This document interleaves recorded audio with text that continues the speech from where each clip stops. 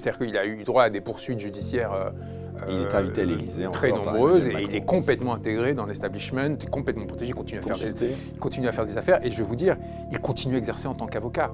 On a essayé de me radier en tant qu'avocat pour avoir, et on continue à essayer aujourd'hui, pour utiliser des enveloppes noires avec les parquetiers, ce qui serait vu comme une approche hostile et inquiétante, des procédures complètement délirantes. On n'a jamais lancé la moindre procédure déontologique ou disciplinaire à l'égard de M. Sarkozy, malgré ses multiples condamnations et les multiples faits qu'on pouvait lui reprocher. Il est parfaitement protégé, cet homme.